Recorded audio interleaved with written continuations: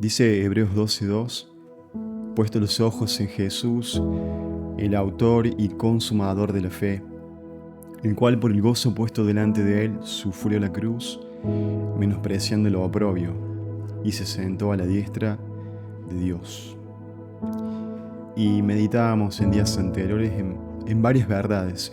Lo primero era un compromiso con el legado de la fe que nos fue encomendado, también un llamado claro a poder cercenar, a cortar lo necesario para poder así correr libres, y también un llamado imperativo a correr con libertad una carrera que nos fue preparada por delante, con una actitud, con esa constancia, ese aguante continuo a pesar de esa paciencia necesaria en la carrera, pero motivados, constreñidos por el amor y ejemplo de Jesús, y con una contemplación, una admiración de aquel gran héroe de la fe, quien fue el caudillo y conductor de la fe, el campeón y capitán que inició la fe, pero también fue el consumador de la fe, el cual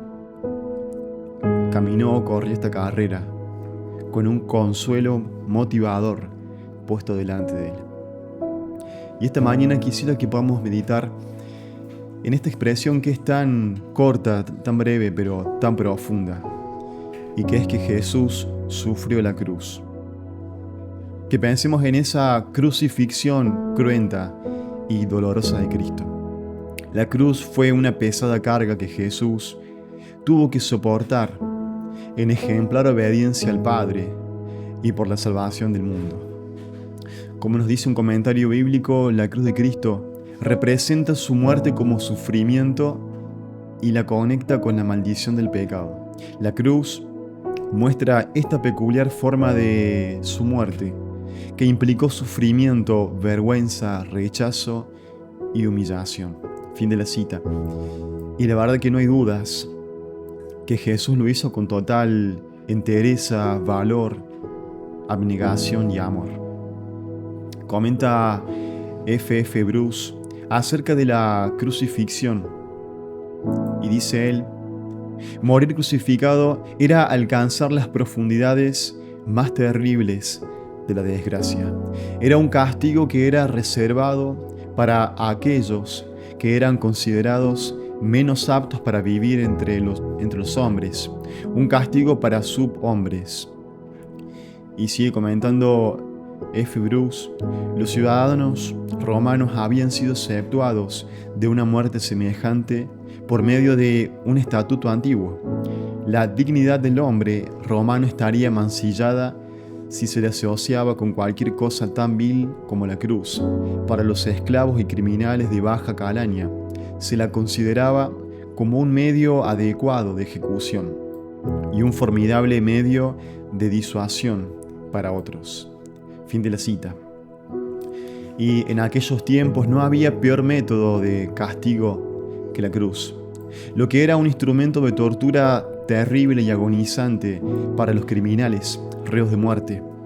El mismo Cicerón nos da a entender acerca de lo horroroso de la cruz al decir que la misma mención de la cruz sea quitada totalmente, no solo del cuerpo de un ciudadano romano, sino también de su muerte, de sus ojos, de sus oídos.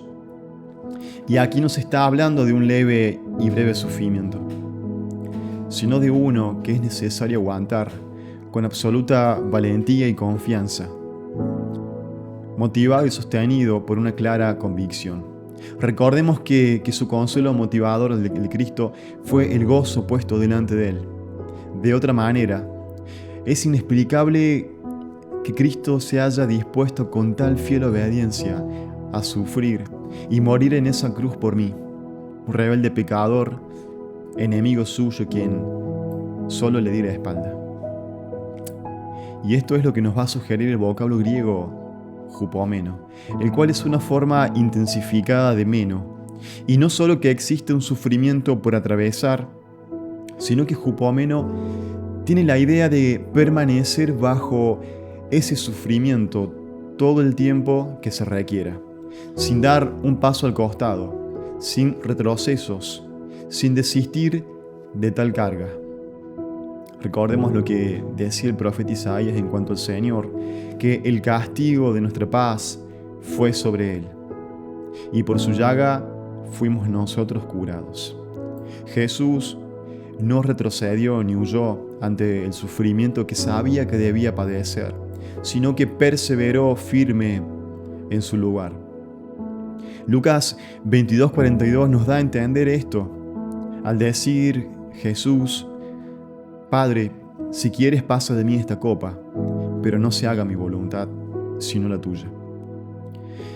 Ese fue un momento crítico donde Cristo, en su humanidad, nos muestra su intensa agonía ante lo que se avecinaba, pero así también nos manifiesta su fidelidad a la voluntad del Padre y su disposición a no retroceder ni huir, sino permanecer fiel hasta el final. Y son propicias las palabras de Gregorio de Nisa en su obra contra el pensador arriano Eunomio, al plantearle Gregorio: ¿quién se atreve a decir que no es bueno este quien por ti tomó forma de siervo y por el gozo puesto delante de él no se negó a sufrir los dolores que resultan del pecado y por nosotros se hizo pecado y maldito? Fin de la cita. Y sería bueno preguntarnos, ¿era pesada la dolorosa carga que tenía que soportar? Y vaya que sí, como ninguna otra que haya existido en la historia. Isaías nos da también a entender esto, cuando dice en el verso 6, Jehová cargó en él el pecado de todos nosotros. Nuestras miserias, nuestras mugres, nuestras más viles faltas y pecados fueron puestos sobre el Hijo de Dios, un Cordero sin mancha, sin pecado, sin contaminación. Y de Él se nos pide, un poquito más adelante, se nos pide suma consideración para el aliento de nuestras almas. En el verso siguiente encontramos este llamado que nos dice el autor de Hebreos: consideren a aquel que sufrió tal contradicción de pecadores contra sí mismo, para que vuestro ánimo no se canse hasta desmayar. El autor refuerza la idea que ya venían transmitiendo en capítulos anteriores a manera de exhortación, cuando les decía porque les va a ser necesaria la paciencia, para que habiendo acabado y hecho la voluntad de Dios, obtengan la promesa. Porque aún un poquito, y el que ha de venir vendrá, y no tardará. Mas el justo por la fe vivirá, y si retrocediere no agradará a mi alma.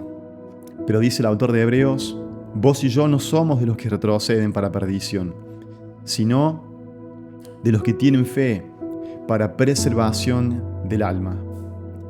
Querido hermano, querido amigo, hay recompensa en sufrir juntamente con Cristo, en ser parte de sus padecimientos. Bien les dice Pablo a los romanos: si es que padecemos juntamente con Él, para que juntamente con Él seamos glorificados. Es momento de reflexión y consideración.